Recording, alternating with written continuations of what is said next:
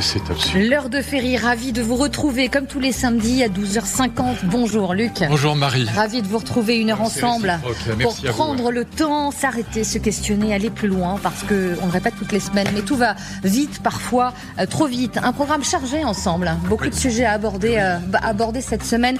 Mais d'abord, j'aimerais m'arrêter avec vous sur cette peine de 10 ans de prison requise contre l'écrivain franco-algérien âgé de 80 ans, Boualem Sansal.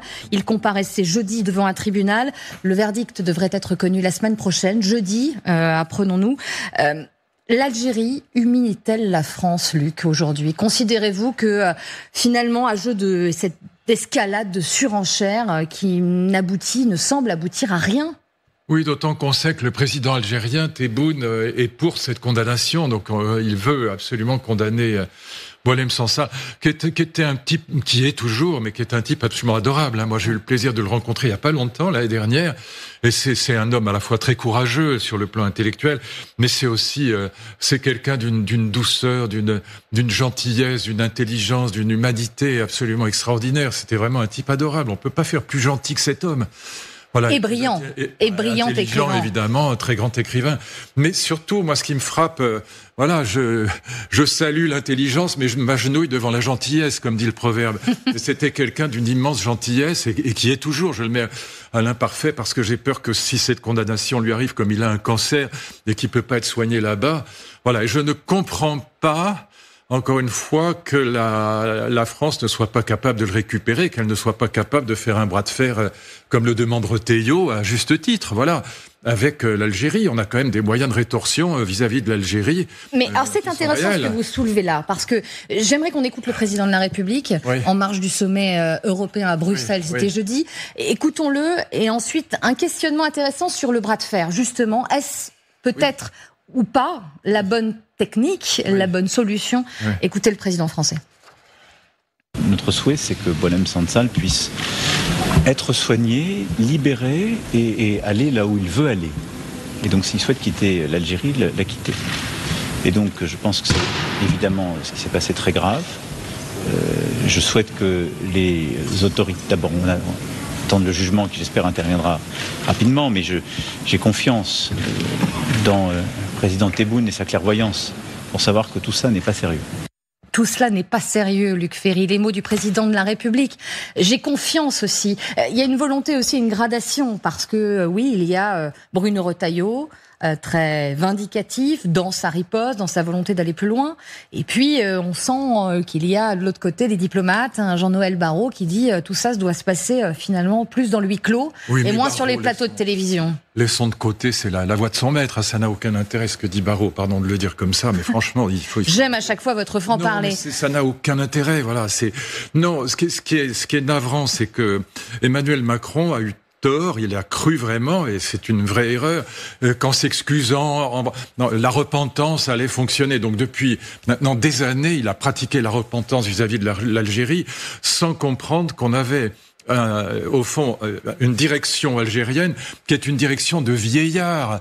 Kakoshim, ils ont tous passé largement les 80 ans. Le président du Sénat a 96 ans. Bon, et on a affaire à une collection de vieillards, que ce soit les patrons de l'armée, de la police, du Sénat, ou que ce soit le président lui-même, qui ne vivent que sur la rente mémorielle, c'est-à-dire sur la haine de la France. Bon, alors ça marche évidemment, et ça marche hélas auprès des jeunes, y compris en France. Bon, mais ça suffit. Voilà. Or, ce que Macron n'a pas compris, c'est qu'en pratiquant la repentance en permanence, il ne faisait qu'alimenter le discours des dirigeants algériens. Voilà. Ça n'a pas du tout été reçu par les dirigeants algériens. Au contraire, oui, c'est ça. Ça a été reçu comme la preuve qu'ils avaient raison de s'adresser au peuple en disant, et le président Tebboune a remis dans l'hymne national et auprès des écoles, il a remis la haine de la France à tous les étages. Voilà. Et donc ça, avec au fond la bénédiction de cette repentance d'Emmanuel Macron, alors qu'on est nombreux à avoir dit, évidemment Boualem Sansal, que la repentance était la dernière stratégie à adopter.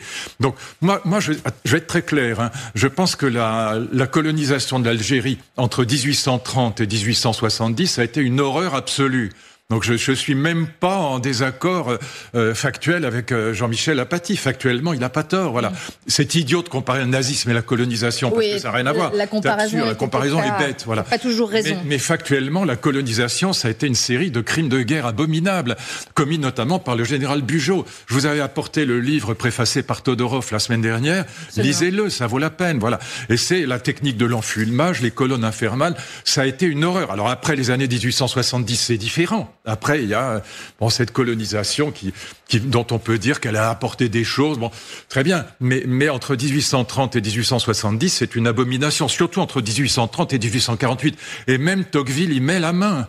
Et même il dit, voilà, ces fiers montagnards, il faut les mater, les armes à la main. Voilà. Bon. Et ça a été documenté, en effet. C'est totalement documenté. Tous les historiens sont d'accord là-dessus. C'est pas une question de, voilà, il y a pas de débat là-dessus. Donc ça a été une horreur. Et c'est probablement 500 000 Algériens, enfin arabes, qui ont été tués sur une population à l'époque qui n'était que 3 millions. Mais les accords d'Évian, c'est 1962, et ça suffit. La rampe mémorielle, ça suffit. On attend des dirigeants algériens qu'ils redressent leur pays, qu'il y ait une activité économique. Ça, c'est un pays magnifique, l'Algérie. C'est un pays où il y a toutes les richesses possibles et imaginables. Et on ne peut pas continuer. Ces dirigeants ne peuvent pas. Regardez ça.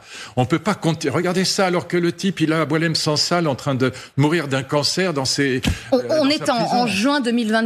Mais quand même. Mais on sait qui c'est, on sait à qui on a affaire. Je veux dire, il suffit de s'informer. Ouais. Il est président de la République, il a les informations. Mais donc vous dites c'est quoi? Pareil avec Poutine, il ne faut pas humilier Poutine et on le reçoit comme si c'était notre frère à Brégançon. Bon, il faut arrêter. Le philosophe que vous êtes, dites, on arrête tout lien, on arrête. Alors, le problème, c'est qu'on a d'abord une communauté algérienne en France ou d'origine algérienne qui est très importante. Il ne s'agit pas de braquer ces personnes, il ne s'agit pas d'être désagréable, de les insulter et de les humilier à notre tour.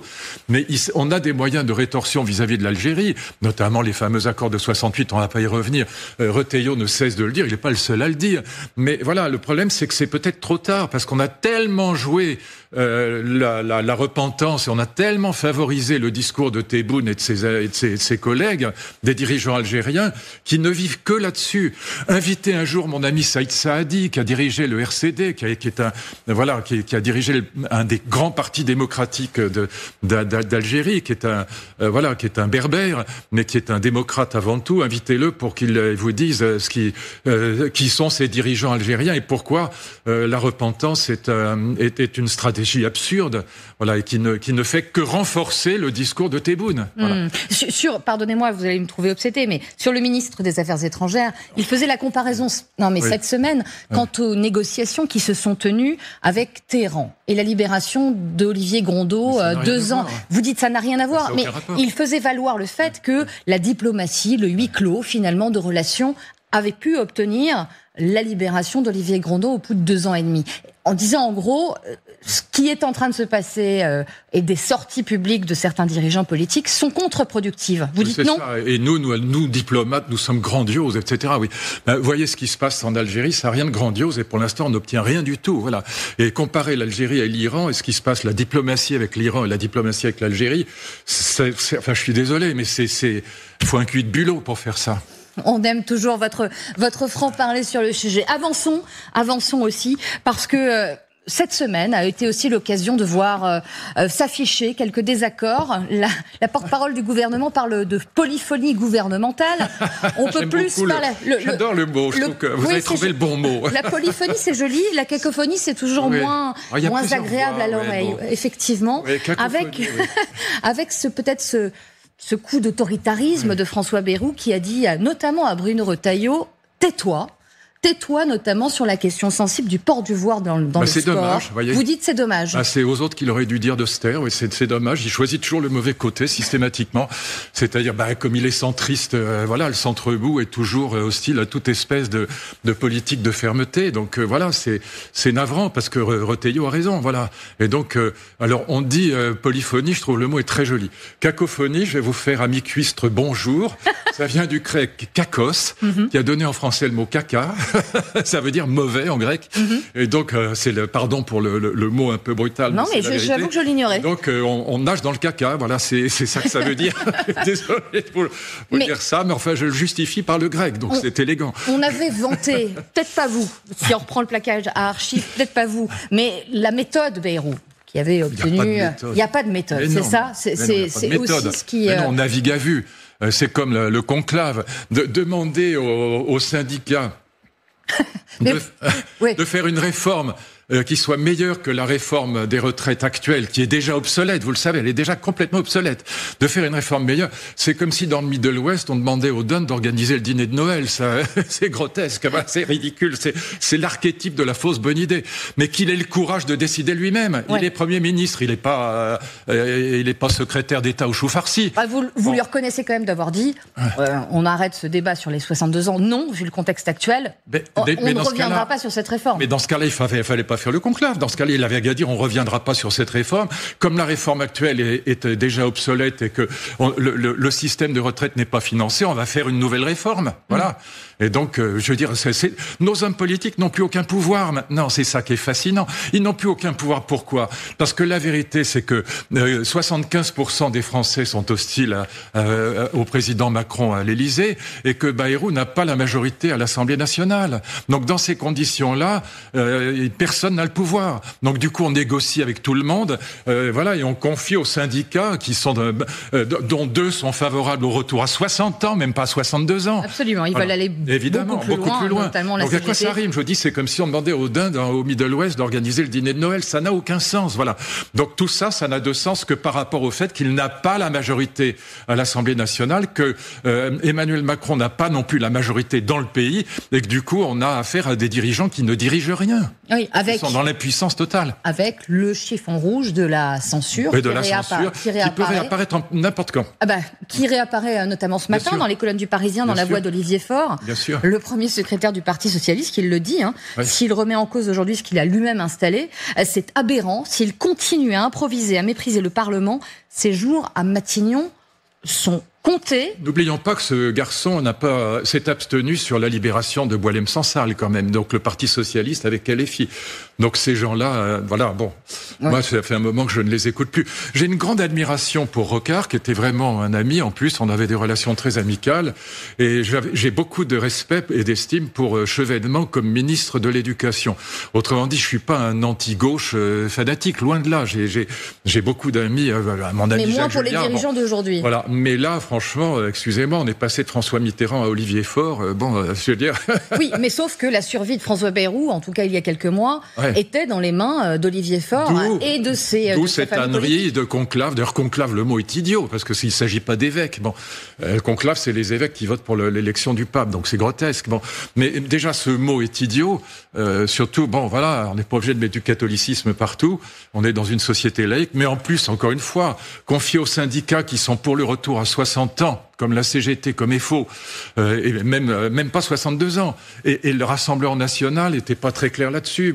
Et donc, on est là on a confié à des gens qui sont qui veulent revenir bien pire encore en arrière que la réforme actuelle, de trouver une solution meilleure que la réforme actuelle qui est déjà obsolète. Si on dirige un pays, on prend des décisions. Oui, des décisions parfois difficiles. Quitte à être viré.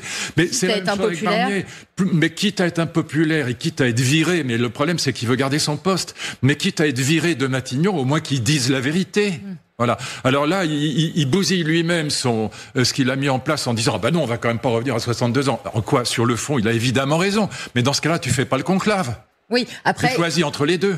Soit tu dis on revient pas à 62 ans, soit tu fais un conclave en disant il y a pas de tabou, mais tu peux pas faire les deux en même temps, sinon la CGT se barre. Il argumente en disant aussi que la situation et le contexte international a changé. C'est aussi un des arguments. On est toujours de Matignon. Et c'est ça. Et les chars russes sont bien sûr, ils sont à Strasbourg.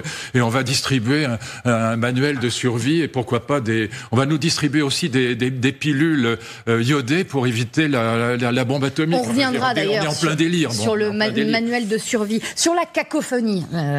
J'ai appris quelque chose aujourd'hui avec vous. De cacos. Absolument. Ça veut dire mauvais, j'ai pas. Voilà. Mais qui peut aussi s'entendre et se comprendre par les volontés et les velléités de certains dans son gouvernement d'aller peut-être plus loin que ce gouvernement et de se projeter vers 2027. Rassurez-vous, François Bayrou a parfaitement confiance dans ses ministres. On l'écoute, on parle ensuite. Il dirait le contraire, ce serait étonnant. Chacun des ministres qui sont au gouvernement, je suis satisfait de son travail. Et Bruno Retailleau au ministère de l'Intérieur, évidemment aussi au premier chef. Parce que vous voyez à quel point les positions qu'il défend sont des positions qu'un grand nombre de Français soutiennent.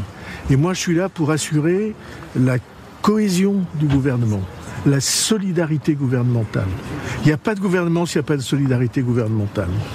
Il est là pour assurer la cohésion. Ouais. On parle de 2027. Oui, le laboratoire pour 2027. Parce que dans ce gouvernement, ils sont pas mal à y penser aussi. Ah oui, au centre aussi, oui. Au centre aussi. Oui. Est-ce que c'est ça aussi qui explique non mais excusez-moi, ce qui est en train de se jouer sous nos yeux. C'est le bordel complet, il faut dire les choses comme elles sont.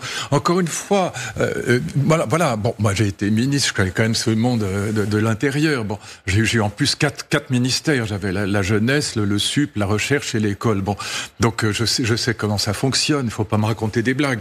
Je dis que dans la situation actuelle, soit on accepte de ne rien faire, donc on confie aux syndicats le soin de fabriquer une réforme des retraites, alors qu'on sait que ça ne marchera pas. On le sait. Bon, soit on choisit de ne rien faire pour garder son poste, soit on a le courage de dire la vérité et de prendre des décisions, quitte à perdre la place. Mais au moins ce sera utile parce que ça expliquera aux Français, et Bayrou pourrait sortir en disant, voyez, je vous dis la vérité, je suis courageux, mais dans la situation politique actuelle, je ne peux pas être courageux, je ne peux pas prendre de décisions qui sont dans l'intérêt général, eh ben tant pis, mais au moins comprenez ce qui se passe, voilà. Tandis que là, il veut garder son poste, donc il va négocier, il va organiser la solidarité gouvernementale entre ceux qui veulent, en effet, comme Barrot, négocier gentiment avec, comment il dit, la clairvoyance de Tebboune, le président. Bon, donc on va compter sur la clairvoyance de Tebboune. Oui. Bon, excusez-moi, il y a quand même, c'est à pleurer de rire.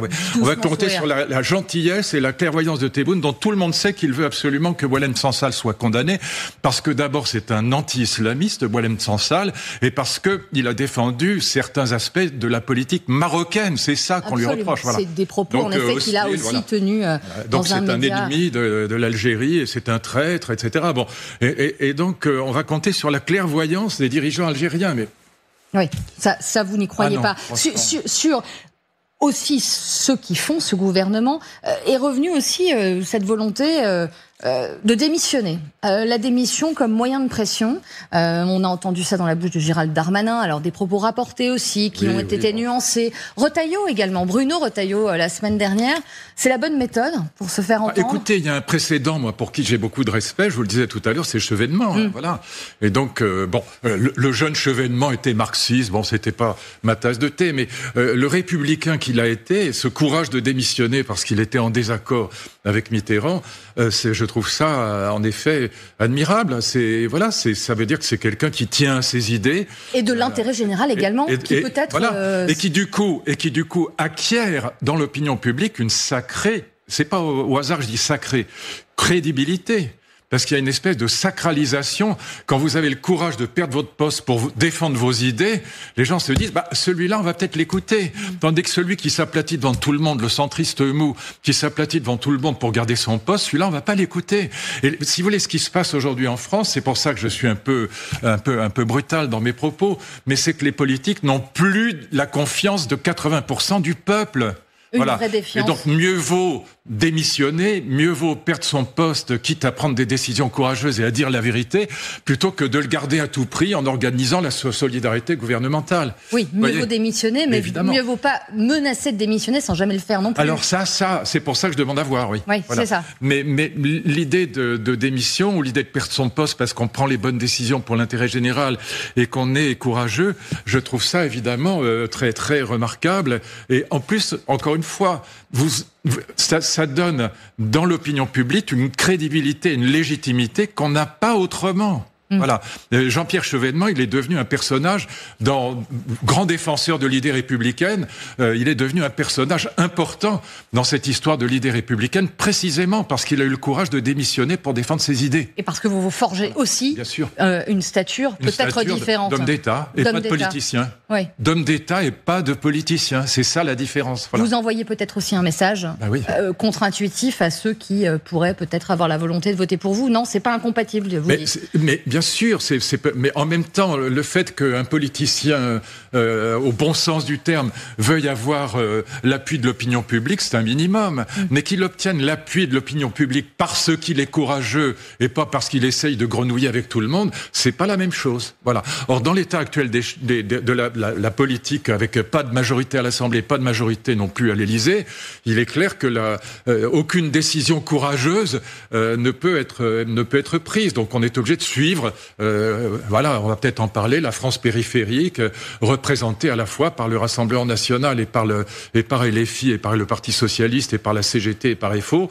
Et donc, on est obligé de suivre tout ça, donc surtout de ne rien faire qui choque la gauche. Et voilà, moi, mon désaccord avec le Rassemblement national, il est clair, hein, c'est que François Hollande l'avait dit d'une manière amusante, avec son sens de l'humour habituel, et pour une fois, il avait raison. Pour une fois, il avait raison.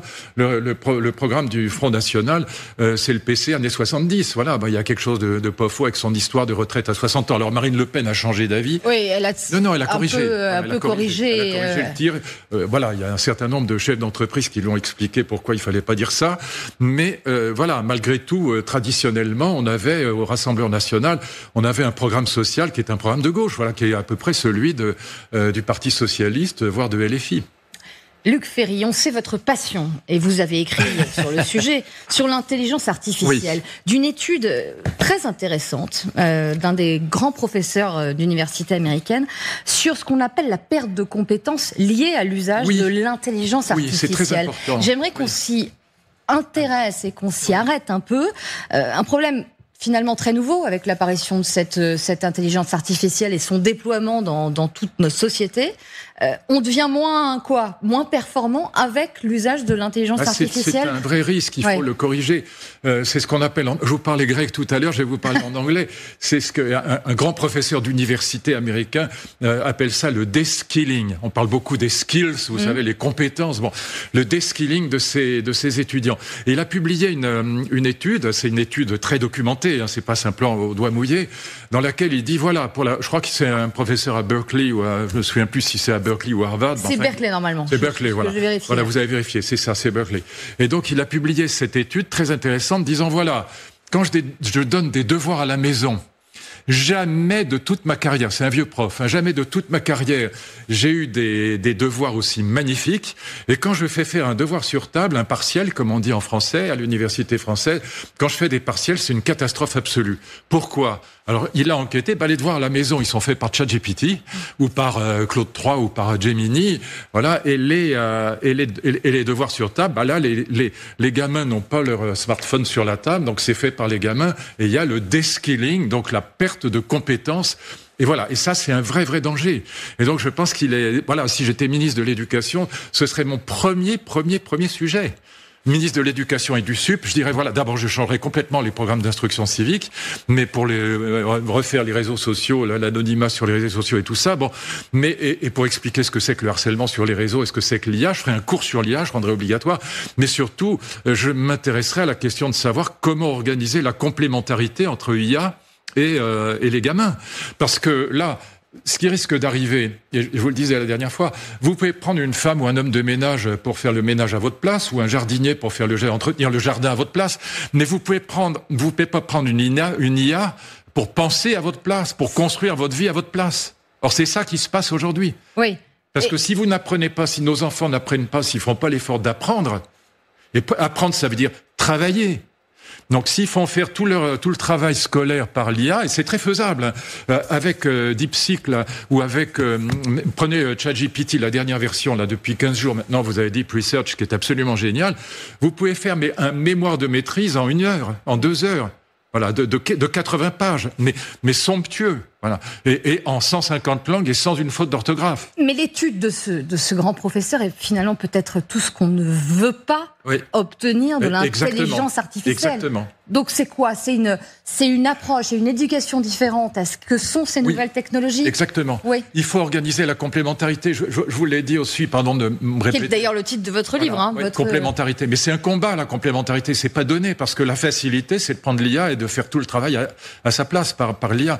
Et encore une fois, Deep Research, ChatGPT, vous faites abonner. Mais c'est absolument génial. Moi, je lui ai demandé de me faire un résumé du décret Gratien, que personne, alors on n'est pas 5 au monde à avoir lu ce décret Gratien, à part dans l'Église. Et encore, l'Église, ils ont perdu beaucoup de compétences en matière de théologie. Et c'est un énorme pavé de 700 pages du XIIe siècle, de la fin du XIIe siècle, dans lequel Gratien, Decretum Gratiani, maintenant je vous parle en latin, a synthétisé tout ce qu'on a écrit sur le mariage. Chez les Romains, chez les Gaulois, évidemment dans l'Église avant lui. Bon, et j'ai demandé à ChatGPT, à Deep Research, de me faire une synthèse en 15 pages de ce décret Gratien. Ce qu'il m'a fait, c'est absolument parfait. Vous n'y avez rien à y retoucher. Non. Après, je fais des prompts, je pose des questions supplémentaires, et au bout d'une demi-heure, j'ai 70 pages, j'ai un mémoire de maîtrise que même aucun prêtre ne serait capable de faire aujourd'hui. Mais de ce résultat-là, il faut aussi s'en emparer, nous, avec notre propre intelligence et notre propre approche, et en faire peut-être autre chose. Voilà, en faire autre chose. C'est pour ça que moi, ce que je défendrais si j'étais encore ministre, je dirais, je rendrais l'IA obligatoire au lieu de l'interdire. Je dirais à mes élèves, par exemple, en philosophie, vous demandez la réponse à l'IA, voilà le sujet de dissert, vous demandez la réponse à l'IA, et à partir de là, vous résumez ce qu'elle a dit. Très important de résumer, activité intellectuelle. Synthétiser. Bien sûr. Vous synthétisez ce que vous a dit ChatGPT sur le sujet de philo ou d'histoire ou de lettres ou de ce que vous voudrez. Bon. Alors en maths, c'est compliqué, c'est différent. Là, je l'interdirais. Mais en philo, en histoire, en lettres, je ferai ça. Vous synthétisez, vous résumez ce que l'IA vous a dit, et à partir de là, à partir du résumé que vous avez fait, vous faites votre dissertation. Et ça va demander une approche... Effectivement, et un apprentissage complètement différent. Anecdote très personnelle, en préparant cette émission, je me faisais cette réflexion. C'est pas une intelligence artificielle, mais le GPS, le Google Maps, qui vous dirige dans la rue. J'étais très mauvaise en orientation, mais avec ça, je suis encore plus mauvaise. Donc, est-ce que ça n'entretient pas du tout c'est le problème, Et c'est le problème. Descaling. Descaling. Et donc, si on ne réfléchit pas à la réorganisation de la complémentarité entre l'enseignement, l'IA et nos enfants, on va perdre, dans 2 générations, on aura des générations d'ignorants et on verra l'obscurantisme renaître. Pas sûr, quand on entend Elisabeth Borne aujourd'hui à l'éducation, que ça fait partie de ses priorités, de ce grand chantier de l'intelligence artificielle. C'est dommage, pourtant elle est polytechnicienne, elle devrait s'y intéresser, parce que c'est le problème numéro 1.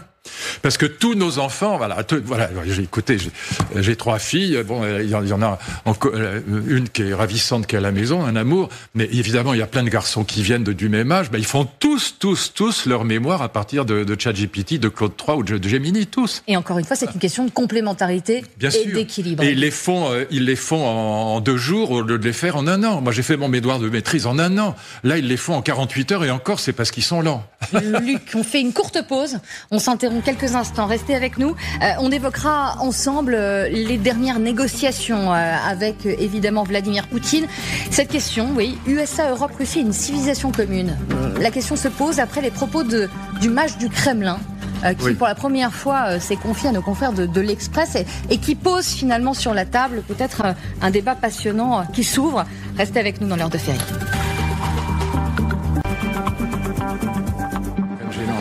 Retour dans l'heure de Ferry, toujours avec Luc Ferry. Évoquons à présent ce qu'il s'est dit cette semaine, des négociations à venir la semaine prochaine en Arabie Saoudite avec des acteurs américains, ukrainiens et russes. Une chorégraphie, on aura les détails sans doute un peu plus tard, mais c'est vrai que ça s'annonce, comment trouver le bon mot compliqué, complexe, n'est pas facile. Ils ne seront pas tous dans la même pièce. Mais des débats que cela suscite aussi dans nos sociétés, nos démocraties, avec un mot à la bouche de tous nos dirigeants, un réarmement, et qui inspire des dirigeants russes, en tout cas le porte-parole du Kremlin, qui dit qu'aujourd'hui l'Europe s'est engagée dans sa propre militarisation, c'est ce que dit Peskov, et s'est transformée en partie de la guerre. Que dites-vous, Luc Ferry, quant à ces déclarations aujourd'hui du porte-parole du Kremlin, cette volonté aujourd'hui de l'Europe de se réarmer, de se réveiller? suis désolé parce que mon discours est pas celui qu'on entend partout. Sauf moi, j'ai. Oui, mais c'est pour ça qu'on aime vous recevoir et vous entendre aussi. Voilà, je suis d'accord avec un certain nombre de gens qui se sont exprimés là-dessus. Que ce soit Hervé Morin, que ce soit Henri Guénaud. Voilà, je pense qu'en 10 ans, on a transformé la Russie en ennemi mortel, qu'on a complètement... menace existentielle, dirait certains. Menace existentielle, à mon avis, complètement faux, mais enfin, on va y arriver. Voilà, et donc, on a complètement zappé la guerre du Donbass, donc on explique l'intervention de Poutine en 2022 sans jamais évoquer la guerre du Donbass, comme si Poutine décidait comme ça, en l'air, d'un seul coup, d'envahir l'Ukraine parce qu'il voulait reconstituer l'URSS. Ça, c'est le discours qu'on entend partout. Ce qui est complètement idiot, pardon, c'est pas vrai, voilà.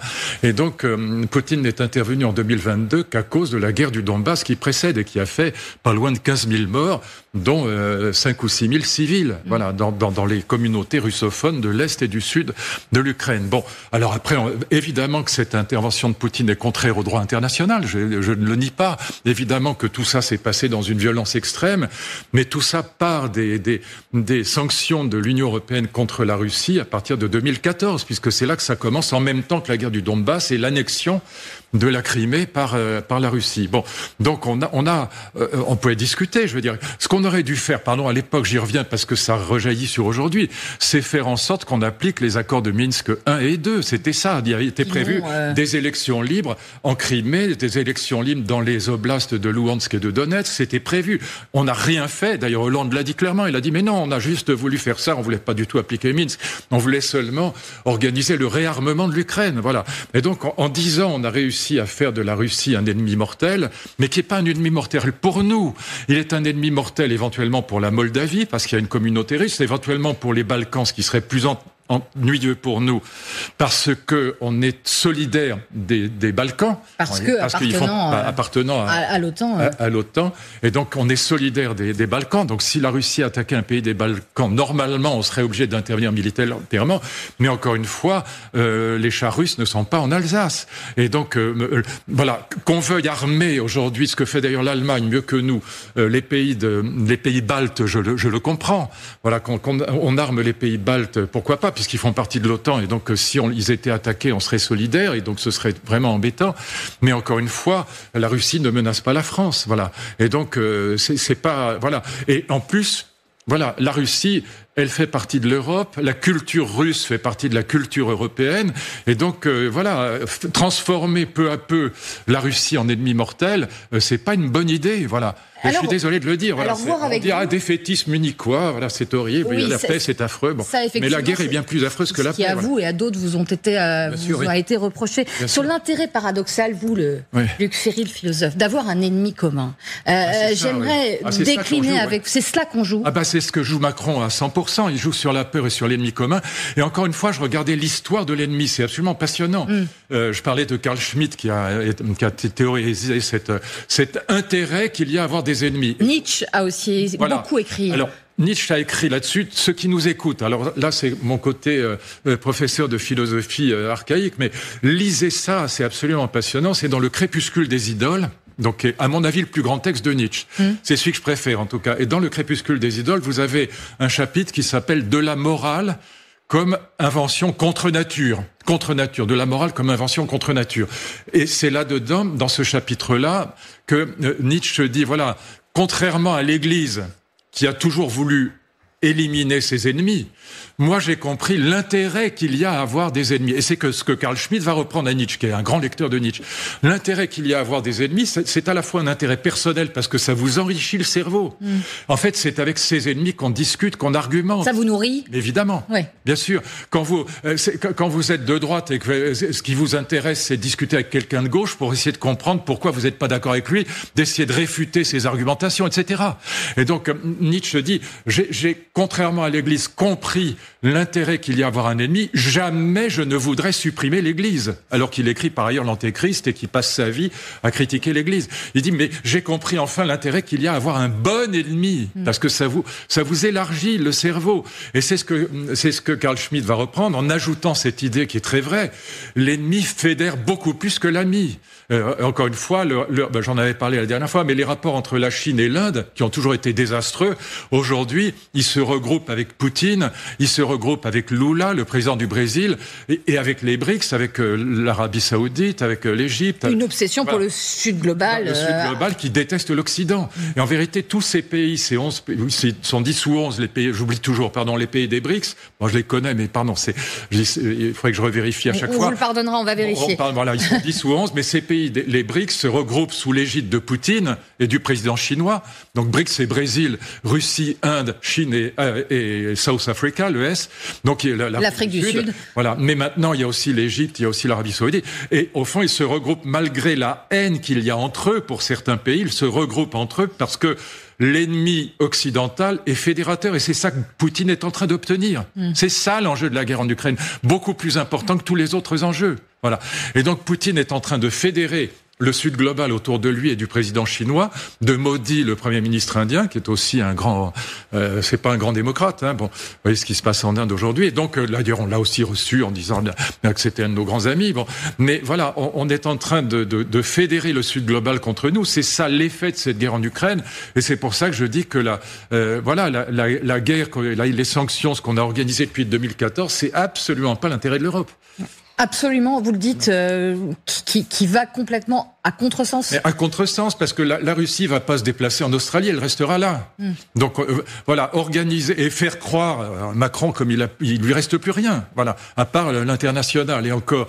Donc évidemment, organiser la peur en France, dire que voilà, on est menacé, faire un kit de survie, voilà, pour dire aux gens, mais attendez, il y a une menace existentielle aussi bien écologique que la guerre est à nos portes, etc. Mais ça marche, évidemment. Ça marche. Et du coup, vous prenez 5 points dans les sondages. Juste précision, visiblement. Il y a eu des précisions, notamment de ceux qui vont écrire ce livret et le publier, qui est le secrétariat général de la Défense et de la Sécurité nationale. Visiblement, la notion de conflit armé ne fera pas partie de ce livret, de ce kit de survie. On parle de catastrophes naturelles, de pandémies, d'accidents industriels. Bon, il y a une coordination. C'est pareil. Ouais. L'écologie politique joue sur la peur depuis le début. Il y a un livre en Allemagne, un livre de philosophie de Hans Jonas qui s'appelle Le principe responsabilité, qui a été véritablement la Bible de l'écologie allemande, et pas seulement, dans toute l'Europe du Nord. Et il dit, voilà, la peur est une passion formidable, contrairement à ce qu'on a dit pendant des millénaires. On a toujours défini la peur comme mauvaise conseillère, hein, voilà, le proverbe. Bon, et chez les Grecs en particulier, et puis dans toute la philosophie, la peur, c'est une passion à la fois infantile et honteuse. On doit se débarrasser des peurs. Bon, mais pour être un sage, le sage est celui qui n'a plus peur.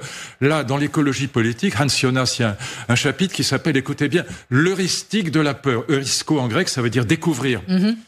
Eureka, le fameux Eureka, j'ai trouvé. Voilà, c'est Eurisko, ça veut dire c'est le verbe. Et la petite lumière qui Voilà. Qui s'affiche. Et donc on prête à Archimède. Enfin bon, j'ai trouvé. Et donc l'heuristique de la peur, ce que veut dire Hans Jonas, donc, et ça va infiltrer toute l'écologie politique, c'est que c'est grâce à la peur qu'on va prendre conscience des menaces qui pèsent sur le monde.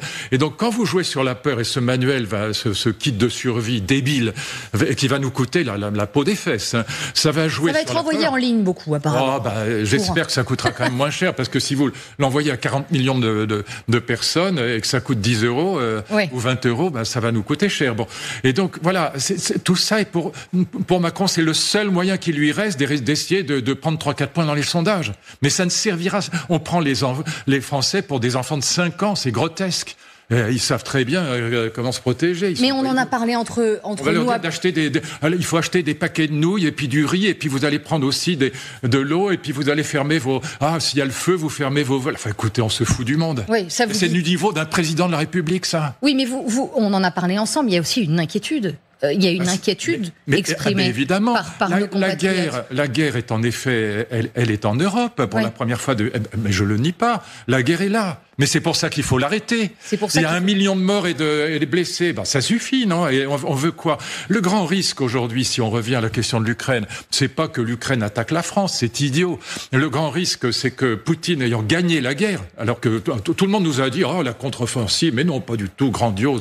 Oh là là, vous êtes défaitiste, Luc Ferry. Oh là là, mais dire que l'Ukraine ne va pas gagner face à la Russie, mais quel défaitiste, vous êtes munichois, mais non, il faut 450 milliards d'euros ou de dollars d'armes pour arriver à perdre la guerre. Voilà. Bon, donc ils ont perdu la guerre, quelle que soit leur qualité de guerrier. Les Ukrainiens ont perdu la guerre.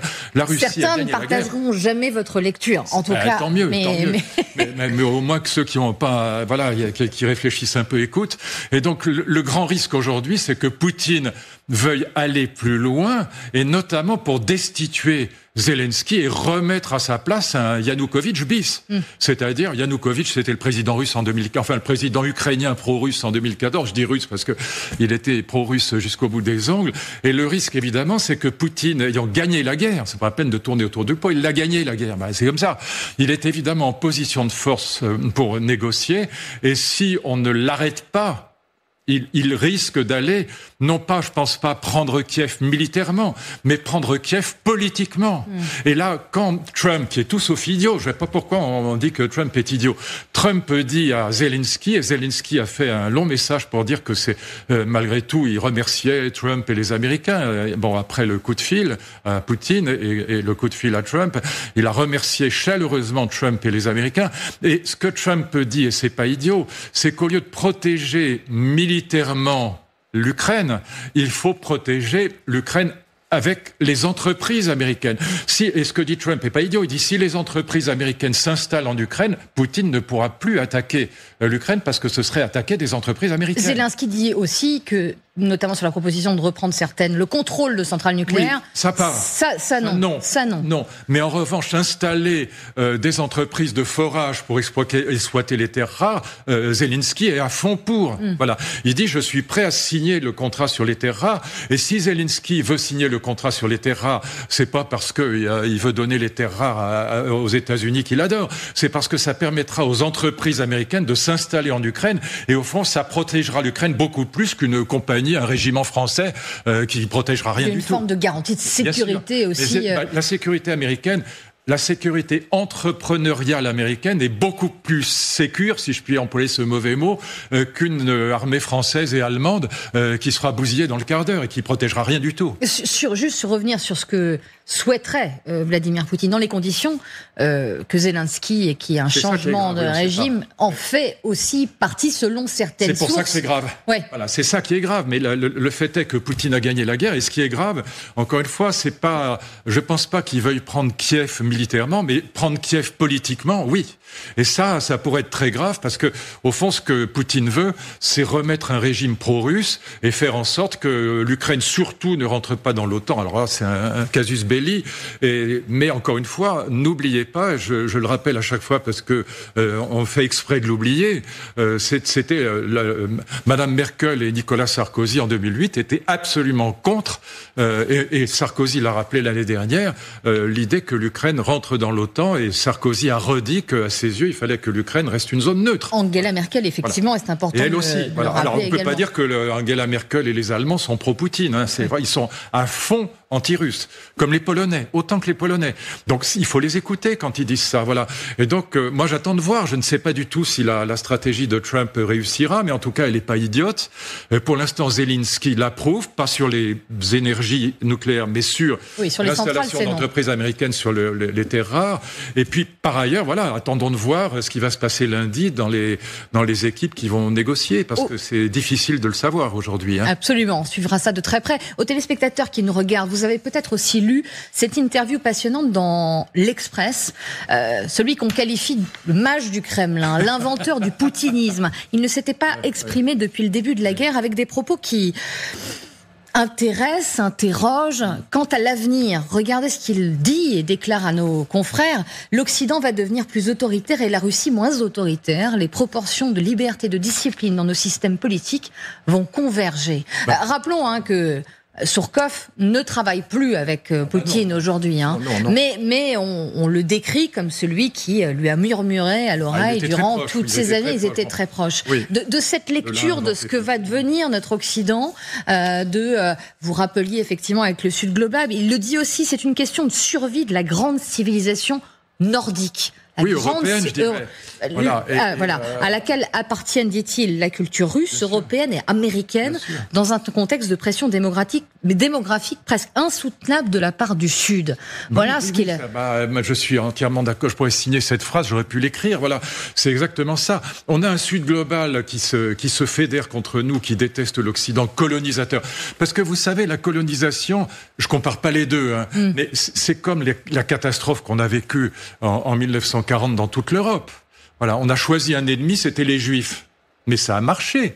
Les Juifs, souvenez-vous de ça, les Juifs pour Hitler, c'était à la fois le judéo-bolchevisme, faut pas oublier ça, la grande thèse de Trotsky, Lénine sont juifs, c'est le judéo-bolchevisme, donc c'était le communisme qui menaçait l'Allemagne, et puis c'était le capitalisme général, universaliste, etc. Le complot universel, le protocole des sages de Sion. Donc c'était à la fois anticommuniste et anticapitaliste. Vous voyez, anti-américain, anti-communiste, c'est Heidegger. Les textes de Heidegger, il y a un texte de Heidegger dans lequel il dit, voilà, l'empire du milieu, l'Allemagne, est menacé, Heidegger qui adhère au parti nazi, et l'empire du milieu, l'Allemagne, est menacé à la fois par le communisme soviétique et le libéralisme américain. Et les Juifs incarnent les deux. Les Juifs sont les deux. Et ça va marcher, on choisit un ennemi, les Juifs, et ça va marcher dans toute l'Europe, dans tous les partis d'extrême droite. Ça marche, encore une fois, dans tous les partis d'extrême droite européens. C'est pas simplement Hitler qui est antisémite, mais Pétain l'est autant. Voilà. Et donc la collaboration française est on a vécu dans l'antisémitisme vraiment jusque dans les années 50-60 dans une grande partie de la droite. Voilà. Bon, et à ceux qui nient une iconographie d'ailleurs antisémite dans les années 30 et 40. Voilà. Et là, évidemment, que moi je signerais ça. Notre intérêt, ça n'est pas de transformer la Russie progressivement en ennemi mortel. Donc évidemment qu'il faut protéger L'enjeu aujourd'hui, c'est protéger absolument ce qui reste de l'Ukraine. D'accord ? Voilà. Comment on protège ce qui reste de l'Ukraine ? Est-ce qu'on va la protéger avec 3 régiments français et allemands ? Non. Est-ce que les Américains peuvent protéger le reste de l'Ukraine avec des entreprises américaines qui vont s'installer en Ukraine ? Je pense que c'est pas absurde. Mais je n'en sais rien. J'ai pas de boule de cristal. En tout cas, je trouve que la stratégie est meilleure. Mais ce qui est clair, c'est que, voilà, on joue à se faire peur et que ça marche dans tous les pays démocratiques et que ce qui est vrai, c'est que très probablement, les démocraties européennes vont devenir plus autoritaires. C'est un souhait d'une majorité des peuples européens. Autoritaire ou ferme Oui, ferme. Autoritaire, c'est un mauvais mot. Mais il y aura plus d'autorité, c'est ce qu'on demande. Pas pour rien que Retailleau est populaire. Et voilà. Et le Rassemblement national est populaire. Bon. C'est un sondage d'ailleurs qu'on avait commenté ensemble, là, nous avait interpellé de retour peut-être ou d'hommes, de militaires au pouvoir. Alors est-ce que c'est la volonté réelle ? Exactement. Voilà, souvenez-vous, un grand succès populaire. Son frère aussi d'ailleurs, voilà, un très grand succès. Bon, et c'est vrai qu'il y a une demande. Je vous disais tout à l'heure, nos politiques n'ont aucun pouvoir. Il y a l'impuissance publique. C'est le principal motif de défiance à l'égard des politiques. On pense plus aujourd'hui comme du temps de Poujade qui sont pourris et qui piquent dans la caisse. On pense qu'ils sont impuissants. Ils ne servent à rien. Ils servent à rien. Voilà, c'est ça l'idée de 70% des Français, 80% des Français. Donc oui, il y a une demande de plus de fermeté et plus de pouvoir. Et de l'autre côté, alors malheureusement, j'y crois pas beaucoup, si la Russie devenait moins dictatoriale et moins autoritaire, parce que Poutine est un dictateur. Il élimine, il assassine ses opposants ou il les fout en prison. Bon. Très clairement. Moi, je dis pas le contraire. C'est pour ça que les gens qui me disent vous êtes pro-Poutine, c'est complètement idiot. Je dis simplement que notre intérêt n'est pas de transformer la Russie en ennemi mortel. C'est un jour de faire la paix avec la Russie et d'organiser la protection de ce qui reste de l'Ukraine. Bon, mais Poutine, si Poutine n'était pas au pouvoir, si Medvedev reprenait le pouvoir, il est bien pire que Poutine. Ouais. Lui voulait utiliser l'arme à neutrons contre l'Ukraine. Souvenez-vous, il l'a dit 50 fois. Et certaines de ses déclarations laissent parfois, en effet, penseur. Donc, il n'est pas du tout certain que si Poutine était assassiné, par exemple, ce qui viendrait après serait plus favorable à l'Ukraine. Ce serait bien pire. Vous évoquez, Luc, la défiance envers notre classe politique. 26% des Français le disent, avoir confiance dans la politique seulement. 26%. A contrario, 61% des Français font confiance à leur maire, leur élu local locales, Oui, maire de leur leur ville. Ce qui ouvre un autre débat, un livre qui est sorti récemment du géographe Christophe Guilly. Ouvrir ce débat avec vous, assez passionnant. Il avait écrit La France périphérique, un livre qui, il y a quelques années, avait eu beaucoup de succès et d'écho. À gauche aussi, à l'extrême gauche. Absolument. Il écrit un autre ouvrage qui s'appelle Métropolia et Périphéria, essayiste, géographe, et il le dit très clairement, il faut redonner du pouvoir, aux catégories populaires que l'on a peut-être trop ignorées, argumentant également le fait que l'Occident s'effondre parce que ces élites ont rompu avec ce qu'il appelle les gens ordinaires. Je pense c'est exactement le contraire. Oui. Mais très, très précisément le contraire. Vous n'êtes pas du tout d'accord avec le fait que... Je pense l'inverse. Je pense que c'est un très bon... Mais l'inverse, en allant dire qu'on a peut-être trop, justement, écouté les classes populaires. Évidemment. Ouais. Si on a 3300 milliards d'euros de dettes, si on a les 35 heures que tout le monde nous envie, comme chacun sait, si on a la réforme des retraites la moins performante d'Europe, parce que à peu près partout dans les pays équivalents, on part à 66 ou 67 ans. personne ne demande à revenir à 60 ans ou à 62 ans. Si on a le pays le plus anti-libéral. On a presque 5 700 000 fonctionnaires. Donc la fonction publique, un emploi sur 5, presque un emploi sur 5. Donc prétendre que la France est néolibérale et qu'on n'écoute pas les classes populaires, c'est exactement l'inverse.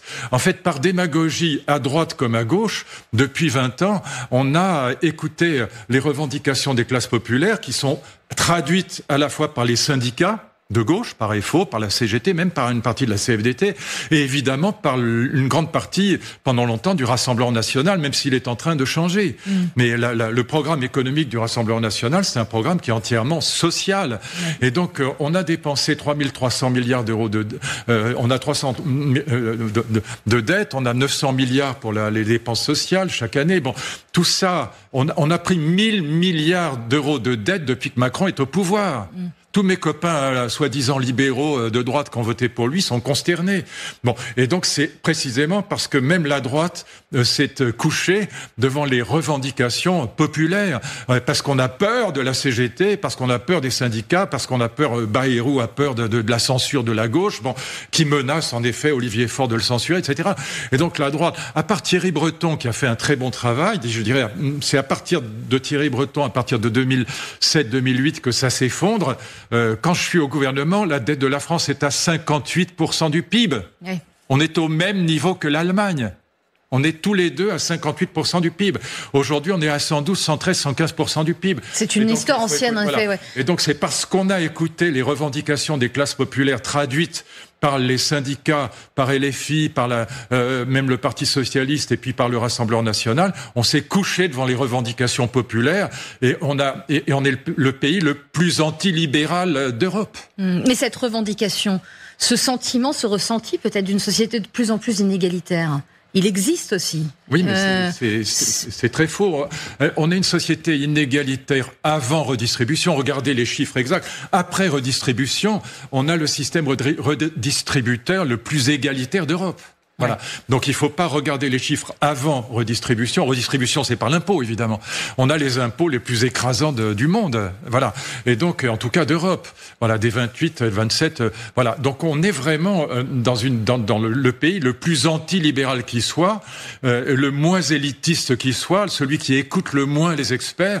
C'est pas parce qu'on a écouté les grands experts économistes ou les très grands chefs d'entreprise qu'on est en difficulté. En revanche, je suis désolé de le redire, mais le MEDEF, on a tellement demandé d'argent à l'État pendant la pandémie. Le MEDEF a demandé l'argent. Alors je sais que ça énerve. Je me suis engueulé avec un certain nombre d'anciens présidents du MEDEF ou d'amis qui sont au MEDEF ou de chefs d'entreprise. C'est take the money and run. C'est prends l'argent et tire-toi. Voilà. Mais on n'a pas demandé, on a pris l'argent de Macron, d'accord, très bien, il fallait soutenir les entreprises, mais on lui a pas demandé de faire les réformes et de faire les économies budgétaires en face de l'argent qu'on donnait aux entreprises pendant la pandémie. Donc vous n'êtes absolument en total désaccord, on l'a bien compris. Pas avec la Guinée, mais intégralement. Là où il a raison, mais c'est pas du tout sur le plan économique, etc. Là où il a raison, il faut pas confondre crise économique et crise politique. Sur le plan politique, il a raison. Pascal disait que même dans les opinions les plus fausses, il y a toujours quelque chose de vrai. Il y a quelque chose de vrai dans ce que dit Guilly, c'est qu'on n'a pas écouté les classes populaires, mais pas du tout sur les questions économiques. Là, on les a écoutés sans arrêt. Et budgétaires. On n'a pas écouté les classes populaires sur la question de la sécurité et de l'immigration. C'est ça qu'il faut dire. Et c'est pour ça d'ailleurs que le Rassemblement national progresse et que Trump a été élu aux Toujours États-Unis. aussi haut, en effet, dans les enquêtes d'opinion. Là, on n'a pas écouté les revendications populaires qui disent « Mais attendez, notre pays est en train de changer, on veut pas de ça, voilà. On veut pas d'immigration, on veut pas d'insécurité, les deux sont liés. » Alors voilà, c'est horrible ce que je viens de dire. Et donc, c'est pas ça qu'on veut. Alors là où Guilly a raison, et je le dis, c'est sur la crise politique. Mais c'est pas du tout sur l'économie et sur le budget. Moi, j'ai une revendication en un mot. Oui. L'image de la semaine, parce qu'il nous reste 10 secondes.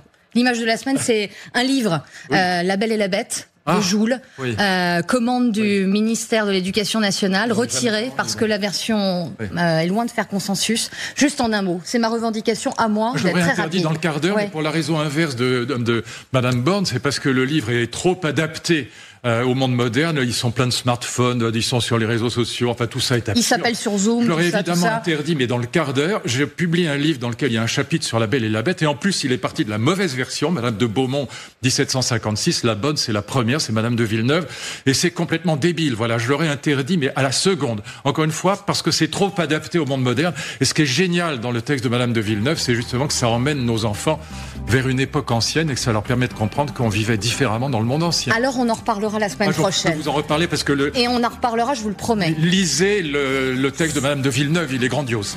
Voilà. Merci beaucoup Luc. On se retrouve la semaine prochaine, toujours en direct, 12h50. Restez avec nous dans LCI Midi Week-end. Retour dans l'heure de Ferry, toujours avec Luc Ferry. Évoquons à présent ce qu'il s'est dit cette semaine, des négociations à venir la semaine prochaine en Arabie Saoudite avec des acteurs américains, ukrainiens et russes. Une chorégraphie, on aura les détails sans doute un peu plus tard, mais c'est vrai que ça s'annonce, comment trouver le bon mot compliqué, complexe, n'est pas facile. Ils ne seront pas tous dans la même pièce. Mais des débats que cela suscite aussi dans nos sociétés, nos démocraties, avec un mot à la bouche de tous nos dirigeants, un réarmement, et qui inspire des dirigeants russes, en tout cas le porte-parole du Kremlin, qui dit qu'aujourd'hui l'Europe s'est engagée dans sa propre militarisation, c'est ce que dit Peskov, et s'est transformée en partie de la guerre. Que dites-vous, Luc Ferry, quant à ces déclarations aujourd'hui du porte-parole du Kremlin, cette volonté aujourd'hui de l'Europe de se réarmer, de se réveiller? Je suis désolé parce que mon discours est pas celui qu'on entend partout. Sauf moi, Oui, mais c'est pour ça qu'on aime vous recevoir et vous entendre aussi. Voilà, je suis d'accord avec un certain nombre de gens qui se sont exprimés là-dessus, que ce soit Hervé Morin, que ce soit Henri Guénaud. Voilà, je pense qu'en 10 ans, on a transformé la Russie en ennemi mortel, qu'on a en menace existentielle, dirait certains. Menace existentielle, à mon avis, complètement faux, mais enfin, on va y arriver. Voilà, et donc, on a complètement zappé la guerre du Donbass. Donc, on explique l'intervention de Poutine en 2022 sans jamais évoquer la guerre du Donbass, comme si Poutine décidait comme ça, en l'air, d'un seul coup, d'envahir l'Ukraine parce qu'il voulait reconstituer l'URSS. Ça, c'est le discours qu'on entend partout. Ce qui est complètement idiot. Pardon, c'est pas vrai, voilà. Et donc, Poutine n'est intervenu en 2022 qu'à cause de la guerre du Donbass qui précède et qui a fait pas loin de 15 000 morts, dont 5 ou 6 000 civils, voilà, dans les communautés russophones de l'Est et du Sud de l'Ukraine. Bon, alors après, évidemment que cette intervention de Poutine est contraire au droit international, je ne le nie pas. Évidemment que tout ça s'est passé dans une violence extrême, mais tout ça part des sanctions de l'Union européenne contre la Russie à partir de 2014, puisque c'est là que ça commence en même temps que la guerre du Donbass et l'annexion de la Crimée par la Russie. Bon, donc on pouvait discuter, je veux dire. Ce qu'on aurait dû faire, à l'époque, j'y reviens parce que ça rejaillit sur aujourd'hui, c'est faire en sorte qu'on applique les accords de Minsk 1 et 2. C'était ça. Il était prévu des élections libres en Crimée, des élections libres dans les oblasts de Louhansk et de Donetsk. C'était prévu. On n'a rien fait. D'ailleurs, Hollande l'a dit clairement. Il a dit, mais non, on a juste voulu faire ça. On voulait pas du tout appliquer Minsk. On voulait seulement organiser le réarmement de l'Ukraine. Voilà. Et donc, en 10 ans, on a réussi à faire de la Russie un ennemi mortel, mais qui n'est pas un ennemi mortel pour nous. Il est un ennemi mortel éventuellement pour la Moldavie, parce qu'il y a une communauté russe, éventuellement pour les Balkans, ce qui serait plus ennuyeux pour nous parce que on est solidaire des Balkans, parce qu'ils font appartenant à l'OTAN, et donc on est solidaire des Balkans. Donc si la Russie attaquait un pays des Balkans, normalement on serait obligé d'intervenir militairement, mais encore une fois, les chars russes ne sont pas en Alsace, et donc voilà, qu'on veuille armer aujourd'hui, ce que fait d'ailleurs l'Allemagne mieux que nous, les pays baltes, je le comprends. Voilà, qu'on arme les pays baltes, pourquoi pas, puisqu'ils font partie de l'OTAN, et donc si ils étaient attaqués, on serait solidaires, et donc ce serait vraiment embêtant. Mais encore une fois, la Russie ne menace pas la France, voilà. Et donc c'est pas, voilà. Et en plus, voilà, la Russie, elle fait partie de l'Europe, la culture russe fait partie de la culture européenne, et donc voilà, transformer peu à peu la Russie en ennemi mortel, c'est pas une bonne idée, voilà. Alors, je suis désolé de le dire. Voilà, on dirait défaitisme munichois, voilà, c'est horrible. Oui, la paix, c'est affreux. Bon.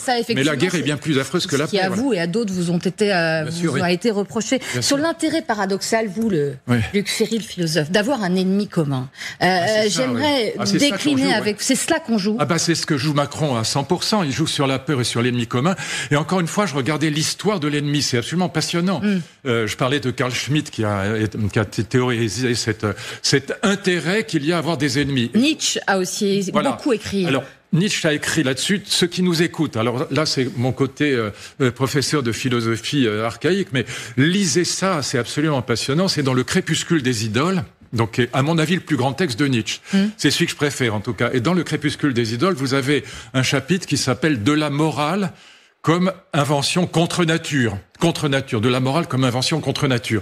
Et c'est là-dedans, dans ce chapitre-là, que Nietzsche dit, voilà, contrairement à l'Église, qui a toujours voulu éliminer ses ennemis, moi j'ai compris l'intérêt qu'il y a à avoir des ennemis. Et c'est ce que Carl Schmitt va reprendre à Nietzsche, qui est un grand lecteur de Nietzsche. L'intérêt qu'il y a à avoir des ennemis, c'est à la fois un intérêt personnel, parce que ça vous enrichit le cerveau. En fait, c'est avec ses ennemis qu'on discute, qu'on argumente. Ça vous nourrit ? Évidemment, bien sûr. Quand vous êtes de droite et que ce qui vous intéresse, c'est de discuter avec quelqu'un de gauche pour essayer de comprendre pourquoi vous n'êtes pas d'accord avec lui, d'essayer de réfuter ses argumentations, etc. Et donc, Nietzsche dit, j'ai contrairement à l'Église, compris l'intérêt qu'il y a à avoir un ennemi, jamais je ne voudrais supprimer l'Église. Alors qu'il écrit par ailleurs l'Antéchrist et qu'il passe sa vie à critiquer l'Église. Il dit, mais j'ai compris enfin l'intérêt qu'il y a à avoir un bon ennemi, parce que ça vous élargit le cerveau. Et c'est ce que Carl Schmitt va reprendre en ajoutant cette idée qui est très vraie. L'ennemi fédère beaucoup plus que l'ami. Encore une fois, j'en avais parlé la dernière fois, mais les rapports entre la Chine et l'Inde, qui ont toujours été désastreux, aujourd'hui, ils se regroupent avec Poutine, ils se regroupent avec Lula, le président du Brésil, et avec les BRICS, avec l'Arabie Saoudite, avec l'Égypte. Une obsession pour le Sud global. Le Sud global qui déteste l'Occident. Et en vérité, tous ces pays, ces 11 pays, sont 10 ou 11 les pays, j'oublie toujours, les pays des BRICS. Moi, je les connais, mais il faudrait que je revérifie à chaque fois. On vous le pardonnera, on va vérifier. Ils sont 10 ou 11, mais ces pays, les BRICS, se regroupent sous l'égide de Poutine et du président chinois. Donc BRICS, c'est Brésil, Russie, Inde, Chine et South Africa, le S. Donc l'Afrique du Sud. Voilà. Mais maintenant, il y a aussi l'Égypte, il y a aussi l'Arabie Saoudite. Et au fond, ils se regroupent malgré la haine qu'il y a entre eux pour certains pays. Ils se regroupent entre eux parce que l'ennemi occidental est fédérateur, et c'est ça que Poutine est en train d'obtenir. C'est ça l'enjeu de la guerre en Ukraine, beaucoup plus important que tous les autres enjeux. Voilà. Et donc Poutine est en train de fédérer le Sud global autour de lui et du président chinois, de Modi, le Premier ministre indien, qui est aussi un grand... c'est pas un grand démocrate. Bon, vous voyez ce qui se passe en Inde aujourd'hui. Et donc, d'ailleurs, on l'a aussi reçu en disant que c'était un de nos grands amis. Bon, mais voilà, on est en train de fédérer le Sud global contre nous. C'est ça l'effet de cette guerre en Ukraine.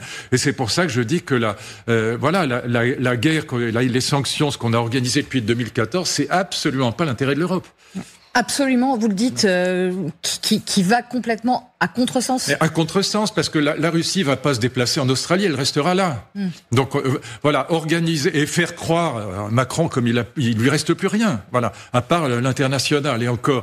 Donc évidemment, organiser la peur en France, dire que voilà, on est menacé, faire un kit de survie, voilà, pour dire aux gens, mais attendez, il y a une menace existentielle aussi bien écologique que la guerre est à nos portes, etc. mais ça marche, évidemment. Ça marche. Et du coup, vous prenez 5 points dans les sondages. Juste précision, visiblement. Il y a eu des précisions, notamment de ceux qui vont écrire ce livret et le publier, qui est le secrétariat général de la Défense et de la Sécurité nationale. Visiblement, la notion de conflit armé ne fera pas partie de ce livret, de ce kit de survie. On parle de catastrophes naturelles, de pandémies, d'accidents industriels. Bon, il y a une coordination. C'est pareil. Ouais. L'écologie politique joue sur la peur depuis le début. Il y a un livre en Allemagne, un livre de philosophie de Hans Jonas qui s'appelle Le principe responsabilité, qui a été véritablement la Bible de l'écologie allemande, et pas seulement, dans toute l'Europe du Nord. Et il dit, voilà, la peur est une passion formidable, contrairement à ce qu'on a dit pendant des millénaires. On a toujours défini la peur comme mauvaise conseillère, hein, voilà, le proverbe. Bon, et chez les Grecs en particulier, et puis dans toute la philosophie, la peur, c'est une passion à la fois infantile et honteuse. On doit se débarrasser des peurs. Bon, mais pour être un sage, le sage est celui qui n'a plus peur. Là, dans l'écologie politique, Hans Jonas, il y a un chapitre qui s'appelle, écoutez bien, l'heuristique de la peur. Eurisko en grec, ça veut dire découvrir. Eureka, le fameux Eureka, j'ai trouvé. Voilà, c'est Eurisko, ça veut dire c'est le verbe. Et la petite lumière qui s'affiche. Et donc on prête à Archimède. Enfin bon, j'ai trouvé. Et donc l'heuristique de la peur, ce que veut dire Hans Jonas, donc et ça va infiltrer toute l'écologie politique, c'est que c'est grâce à la peur qu'on va prendre conscience des menaces qui pèsent sur le monde. Et donc quand vous jouez sur la peur, et ce manuel ce kit de survie débile qui va nous coûter la peau des fesses, hein, ça va jouer. Ça va être envoyé en ligne beaucoup apparemment. J'espère que ça coûtera quand même moins cher, parce que si vous l'envoyez à 40 millions de personnes et que ça coûte 10 euros ou 20 euros, ça va nous coûter cher. Bon, et donc voilà, tout ça est pour Macron, c'est le seul moyen qui lui reste d'essayer de prendre 3-4 points dans les sondages. Mais ça ne servira. On prend les Français pour des enfants de 5 ans, c'est grotesque. Ils savent très bien comment se protéger. Mais on en a parlé entre on va nous. Leur dire il faut acheter des paquets de nouilles et puis du riz, et puis vous allez prendre aussi de l'eau, et puis vous allez fermer s'il y a le feu, vous fermez vos vols. Enfin, écoutez, on se fout du monde. Oui, c'est du niveau d'un président de la République, ça. Oui, mais on en a parlé ensemble. Il y a aussi une inquiétude. Il y a une inquiétude exprimée évidemment, par nos compatriotes. La guerre est en effet, elle est en Europe pour la première fois. Mais je le nie pas. La guerre est là. Mais c'est pour ça qu'il faut l'arrêter. Il y a 1 million de morts et de blessés. Ça suffit, non? Et on veut quoi? Le grand risque aujourd'hui, si on revient à la question de l'Ukraine, c'est pas que l'Ukraine attaque la France, c'est idiot. Le grand risque, c'est que Poutine ayant gagné la guerre, alors que tout le monde nous a dit, la contre-offensive, mais non, pas du tout, grandiose. Oh là là, vous êtes défaitiste, Luc Ferry. Oh là là, mais dire que l'Ukraine ne va pas gagner face à la Russie, mais quel défaitiste. Vous êtes munichois, mais non, il faut les 450 milliards d'euros ou de dollars d'armes pour arriver à perdre la guerre. Voilà. Bon, donc ils ont perdu la guerre, quelle que soit leur qualité de guerrier. Les Ukrainiens ont perdu la guerre. La Russie Certains ne partageront jamais votre lecture, en tout cas. Tant mieux. Mais au moins que ceux qui n'ont pas, qui réfléchissent un peu écoutent. Et donc le grand risque aujourd'hui, c'est que Poutine veuille aller plus loin, et notamment pour destituer Zelensky et remettre à sa place un Yanukovych bis. C'est-à-dire, Yanukovych, c'était le président russe le président ukrainien pro-russe en 2014. Je dis russe parce que il était pro-russe jusqu'au bout des ongles. Et le risque, évidemment, c'est que Poutine, ayant gagné la guerre, c'est pas la peine de tourner autour du pot, il l'a gagné la guerre. C'est comme ça. Il est évidemment en position de force pour négocier. Et si on ne l'arrête pas, il risque d'aller, non pas, je pense pas, prendre Kiev militairement, mais prendre Kiev politiquement. Et là, quand Trump, qui est tout sauf idiot, je ne sais pas pourquoi on dit que Trump est idiot, Trump dit à Zelensky, et Zelensky a fait un long message pour dire que c'est, malgré tout, il remerciait Trump et les Américains. Après le coup de fil à Poutine et le coup de fil à Trump, il a remercié chaleureusement Trump et les Américains. Et ce que Trump dit, et c'est pas idiot, c'est qu'au lieu de protéger militairement l'Ukraine, il faut protéger l'Ukraine avec les entreprises américaines. Et ce que dit Trump n'est pas idiot, il dit si les entreprises américaines s'installent en Ukraine, Poutine ne pourra plus attaquer l'Ukraine parce que ce serait attaquer des entreprises américaines. Zelensky dit aussi que, notamment sur la proposition de reprendre le contrôle de centrales nucléaires. Oui, ça part. Ça non. Non. Mais en revanche, installer des entreprises de forage pour exploiter les terres rares, Zelensky est à fond pour. Voilà. Il dit, je suis prêt à signer le contrat sur les terres rares. Et si Zelensky veut signer le contrat sur les terres rares, c'est pas parce que il veut donner les terres rares aux États-Unis qu'il adore. C'est parce que ça permettra aux entreprises américaines de s'installer en Ukraine. Et au fond, ça protégera l'Ukraine beaucoup plus qu'une compagnie Roumanie un régiment français qui protégera rien du tout. Une forme de garantie de sécurité aussi. La sécurité américaine. La sécurité entrepreneuriale américaine est beaucoup plus sécure, si je puis employer ce mauvais mot, qu'une armée française et allemande qui sera bousillée dans le quart d'heure et qui protégera rien du tout. Juste revenir sur ce que souhaiterait Vladimir Poutine dans les conditions que Zelensky et qui est un changement de régime en fait aussi partie selon certaines sources. C'est pour ça que c'est grave. Ouais. Voilà, c'est ça qui est grave. Mais le fait est que Poutine a gagné la guerre et ce qui est grave, encore une fois, c'est pas. Je pense pas qu'il veuille prendre Kiev militairement, mais prendre Kiev politiquement, oui. Et ça pourrait être très grave parce que, au fond, ce que Poutine veut, c'est remettre un régime pro-russe et faire en sorte que l'Ukraine, surtout, ne rentre pas dans l'OTAN. Alors là, c'est un casus belli. Mais encore une fois, n'oubliez pas, je le rappelle à chaque fois parce que on fait exprès de l'oublier, c'était Madame Merkel et Nicolas Sarkozy en 2008 étaient absolument contre, et Sarkozy l'a rappelé l'année dernière, l'idée que l'Ukraine rentre dans l'OTAN, et Sarkozy a redit qu'à ses yeux, il fallait que l'Ukraine reste une zone neutre. Angela Merkel, effectivement, c'est important. Et elle aussi. De le Alors, on ne peut également. pas dire que Angela Merkel et les Allemands sont pro-Poutine. Hein, c'est vrai, ils sont à fond anti-russes, comme les Polonais, autant que les Polonais. Donc, il faut les écouter quand ils disent ça. Voilà. Et donc, moi, j'attends de voir. Je ne sais pas du tout si la stratégie de Trump réussira, mais en tout cas, elle n'est pas idiote. Pour l'instant, Zelensky l'approuve, pas sur les énergies nucléaires, mais sur l'installation d'entreprises américaines sur les terres rares.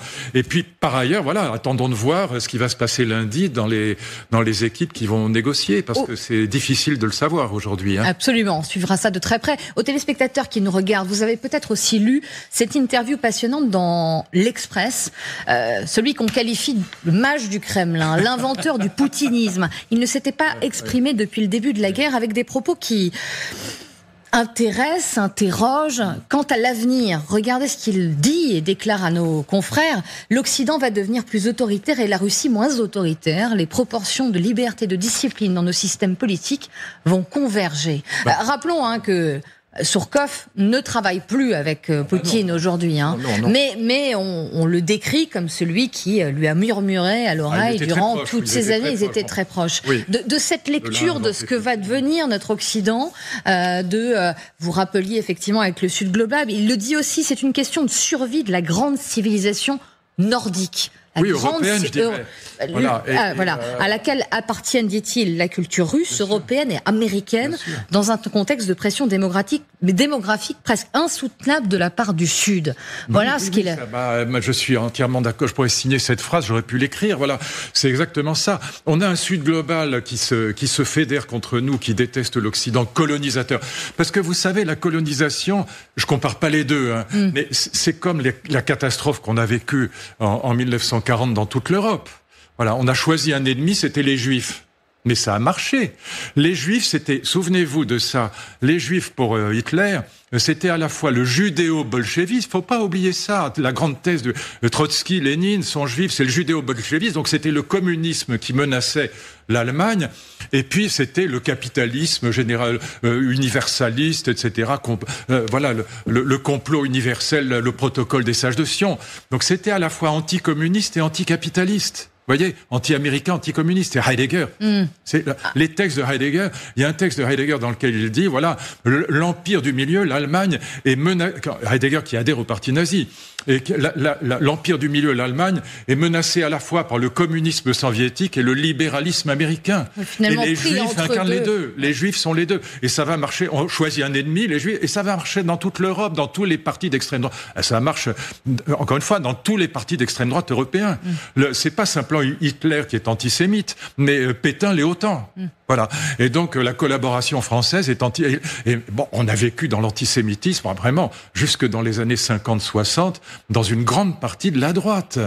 Voilà. Bon, et à ceux qui nient une iconographie d'ailleurs antisémite dans les années 30 et 40. Voilà. Et là, évidemment, que moi je signerai ça. Notre intérêt, ça n'est pas de transformer la Russie progressivement en ennemi mortel. Donc évidemment qu'il faut protéger l'enjeu aujourd'hui, c'est protéger absolument ce qui reste de l'Ukraine. D'accord ? Voilà. Comment on protège ce qui reste de l'Ukraine? Est-ce qu'on va la protéger avec 3 régiments français et allemands? Non. Est-ce que les Américains peuvent protéger le reste de l'Ukraine avec des entreprises américaines qui vont s'installer en Ukraine? Je pense que c'est pas absurde, mais je n'en sais rien. J'ai pas de boule de cristal. En tout cas, je trouve que la stratégie est meilleure. Mais ce qui est clair, c'est que voilà, on joue à se faire peur et que ça marche dans tous les pays démocratiques, et que ce qui est vrai, c'est que très probablement les démocraties européennes vont devenir plus autoritaires. C'est un souhait d'une majorité des peuples européens. Autoritaire ou ferme ou Oui, ferme. Ferme. Autoritaire, c'est un mauvais mot. Mais il y aura plus d'autorité, c'est ce qu'on demande. Pas pour rien que Retailleau est populaire. Hein. Et voilà. Et le Rassemblement national est populaire. Bon. C'est un sondage d'ailleurs qu'on avait commenté ensemble, nous avait interpellé de retour peut-être ou d'hommes, de militaires au pouvoir. Alors est-ce que c'est la volonté réelle? Exactement. Un grand succès, voilà, souvenez-vous, un grand succès populaire. Son frère aussi d'ailleurs, voilà, un très grand succès. Bon, et c'est vrai qu'il y a une demande. Je vous disais tout à l'heure, nos politiques n'ont aucun pouvoir. Il y a l'impuissance publique. C'est le principal motif de défiance à l'égard des politiques. On pense plus aujourd'hui comme du temps de Poujade qui sont pourris et qui piquent dans la caisse. On pense qu'ils sont impuissants. Et qu'ils ne font. Ils servent à rien. Ouais, ils servent à rien. Voilà, c'est ça l'idée de 70% des Français, 80% des Français. Donc oui, il y a une demande de plus de fermeté et plus de pouvoir. Et de l'autre côté, alors malheureusement, j'y crois pas beaucoup, si la Russie devenait moins dictatoriale et moins autoritaire, parce que Poutine est un dictateur. Il élimine, il assassine ses opposants ou il les fout en prison. Oui, très clairement. Moi, je dis pas le contraire. C'est pour ça que les gens qui me disent vous êtes pro-Poutine, c'est complètement idiot. Je dis simplement que notre intérêt n'est pas de transformer la Russie en ennemi mortel. C'est un jour de faire la paix avec la Russie et d'organiser la protection de ce qui reste de l'Ukraine. Bon, mais Poutine, si Poutine n'était pas au pouvoir, si Medvedev reprenait le pouvoir, il est bien pire que Poutine. Ouais. Lui voulait utiliser l'arme à neutrons contre l'Ukraine. Souvenez-vous, il l'a dit 50 fois. Et certaines de ses déclarations laissent parfois, en effet, penseur. Il n'est pas du tout certain que si Poutine était assassiné, par exemple, ce qui viendrait après serait plus favorable à l'Ukraine. Ce serait bien pire. Vous évoquez, Luc, la défiance envers notre classe politique. 26% des Français le disent, avoir confiance dans la politique seulement. 26%. A contrario, 61% des Français font confiance à leur maire, leur élu local. Maire de leur ville. Ce qui ouvre un autre débat, un livre qui est sorti récemment du géographe Christophe Guilly. Ouvrir ce débat avec vous assez passionnant. Il avait écrit La France périphérique, un livre qui, il y a quelques années, avait eu beaucoup de succès et d'écho. À gauche aussi, à l'extrême gauche. Absolument. Il écrit un autre ouvrage qui s'appelle Métropolia et Périphéria, essayiste, géographe, et il le dit très clairement, il faut redonner au pouvoir, aux catégories populaires que l'on a peut-être trop ignorées, argumentant également le fait que l'Occident s'effondre parce que ces élites ont rompu avec ce qu'il appelle les gens ordinaires. Je pense exactement le contraire. Oui. Mais très très précisément le contraire. Vous n'êtes pas du tout d'accord avec le fait que... Je pense l'inverse. Je pense que c'est un très bon... Mais l'inverse, en allant dire qu'on a peut-être trop justement écouté les classes populaires. Évidemment. Ouais. Si on a 3300 milliards d'euros de dettes, si on a les 35 heures que tout le monde nous envie, comme chacun sait, si on a la réforme des retraites la moins performante d'Europe, parce que à peu près partout dans les pays équivalents, on part à 66 ou 67 ans, personne ne demande à revenir à 60 ans ou à 62 ans. Si on a le pays le plus anti-libéral, on a presque 5 700 000 fonctionnaires. Donc la fonction publique, un emploi sur 5, presque un emploi sur 5. Donc prétendre que la France est néolibérale et qu'on n'écoute pas les classes populaires, c'est exactement l'inverse. En fait, par démagogie à droite comme à gauche, depuis 20 ans, on a écouté les revendications des classes populaires qui sont traduites à la fois par les syndicats de gauche, par FO, par la CGT, même par une partie de la CFDT, et évidemment par une grande partie, pendant longtemps, du Rassemblement national, même s'il est en train de changer. Mais le programme économique du Rassemblement national, c'est un programme qui est entièrement social. Et donc, on a dépensé 3300 milliards d'euros on a 300 de dettes, on a 900 milliards pour les dépenses sociales chaque année. Bon, tout ça, on a pris 1000 milliards d'euros de dettes depuis que Macron est au pouvoir. Tous mes copains, soi-disant libéraux de droite qui ont voté pour lui, sont consternés. Bon, et donc c'est précisément parce que même la droite s'est couchée devant les revendications populaires, parce qu'on a peur de la CGT, parce qu'on a peur des syndicats, parce qu'on a peur, Bayrou a peur de la censure de la gauche, bon, qui menace en effet Olivier Faure de le censurer, etc. Et donc la droite, à part Thierry Breton qui a fait un très bon travail, je dirais, c'est à partir de Thierry Breton, à partir de 2007-2008 que ça s'effondre. Quand je suis au gouvernement, la dette de la France est à 58% du PIB. Oui. On est au même niveau que l'Allemagne. On est tous les deux à 58% du PIB. Aujourd'hui, on est à 112, 113, 115% du PIB. C'est une histoire ancienne, en effet. Ouais. Et donc, c'est parce qu'on a écouté les revendications des classes populaires traduites par les syndicats, par LFI, par même le Parti socialiste et puis par le Rassemblement national, on s'est couché devant les revendications populaires et on est le pays le plus antilibéral d'Europe. Mais cette revendication, ce sentiment, ce ressenti peut-être d'une société de plus en plus inégalitaire, il existe aussi. Oui, mais c'est très faux. On est une société inégalitaire avant redistribution. Regardez les chiffres exacts. Après redistribution, on a le système redistributeur le plus égalitaire d'Europe. Voilà. Donc il faut pas regarder les chiffres avant redistribution. Redistribution, c'est par l'impôt, évidemment. On a les impôts les plus écrasants du monde. Voilà. Et donc, en tout cas, d'Europe. Voilà, des 28, 27. Voilà. Donc on est vraiment dans le pays le plus antilibéral qui soit, le moins élitiste qui soit, celui qui écoute le moins les experts. C'est pas parce qu'on a écouté les grands experts économistes ou les très grands chefs d'entreprise qu'on est en difficulté. En revanche, je suis désolé de le redire, mais le MEDEF, on a tellement demandé d'argent à l'État pendant la pandémie. Le MEDEF a demandé l'argent. Alors je sais que ça énerve. Je me suis engueulé avec un certain nombre d'anciens présidents du MEDEF ou d'amis qui sont au MEDEF ou de chefs d'entreprise. C'est take the money and run. C'est prends l'argent et tire-toi. Voilà. Mais on n'a pas demandé, on a pris l'argent de Macron, d'accord, très bien, il fallait soutenir les entreprises, mais on lui a pas demandé de faire les réformes et de faire les économies budgétaires en face de l'argent qu'on donnait aux entreprises pendant la pandémie. Donc vous n'êtes absolument en total désaccord, on l'a bien compris. Avec la Gulli, mais intégralement. Là où il a raison, mais c'est pas du tout sur le plan économique, etc. Là où il a raison, il faut pas confondre crise économique et crise politique. Sur le plan politique, il a raison. Pascal disait que même dans les opinions les plus fausses, il y a toujours quelque chose de vrai. Il y a quelque chose de vrai dans ce que dit Gulli, c'est qu'on n'a pas écouté les classes populaires, mais pas du tout sur les questions économiques. Là, on les a écoutés sans arrêt. Et budgétaires. On n'a pas écouté les classes populaires sur la question de la sécurité et de l'immigration. C'est ça qu'il faut dire. Et c'est pour ça, d'ailleurs, que le Rassemblement national progresse et que Trump a été élu aux États-Unis. Toujours aussi haut, en effet, dans les enquêtes d'opinion. Là, on n'a pas écouté les revendications populaires qui disent « Mais attendez, notre pays est en train de changer. On veut pas de ça. Voilà. On veut pas d'immigration, on veut pas d'insécurité. Les deux sont liés. » Alors voilà, c'est horrible ce que je viens de dire. Et donc, c'est pas ça qu'on veut. Alors là où Gulli a raison, et je le dis, c'est sur la crise politique. Mais c'est pas du tout sur l'économie et sur le budget. Moi, j'ai une revendication en un mot. Oui. L'image de la semaine, parce qu'il nous reste 10 secondes. L'image de la semaine, c'est un livre, La Belle et la Bête, de Joule, commande du ministère de l'Éducation nationale, retirée parce que la version est loin de faire consensus. Juste en un mot, c'est ma revendication à moi. Je l'aurais interdit dans le quart d'heure, mais pour la raison inverse de Madame Borne, c'est parce que le livre est trop adapté au monde moderne. Ils sont pleins de smartphones, ils sont sur les réseaux sociaux, enfin tout ça est absurde. Ils s'appellent sur Zoom. Je l'aurais évidemment interdit, mais dans le quart d'heure, j'ai publié un livre dans lequel il y a un chapitre sur La Belle et la Bête, et en plus il est parti de la mauvaise version, Madame de Beaumont, 1756, la bonne c'est la première, c'est Madame de Villeneuve, et c'est complètement débile, voilà, je l'aurais interdit, mais à la seconde, encore une fois, parce que c'est trop adapté au monde moderne, et ce qui est génial dans le texte de Madame de Villeneuve, c'est justement que ça emmène nos enfants vers une époque ancienne, et que ça leur permet de comprendre qu'on vivait différemment dans le monde ancien. Alors on en reparlera la semaine prochaine. Je vais vous en reparler parce que Et on en reparlera, je vous le promets. Lisez le texte de Madame de Villeneuve, il est grandiose. Voilà. Merci beaucoup Luc. On se retrouve la semaine prochaine, toujours en direct, 12h50. Restez avec nous dans LCI Midi Week-end. Dans quelques instants, c'est l'heure de votre document exceptionnel. À tout de suite.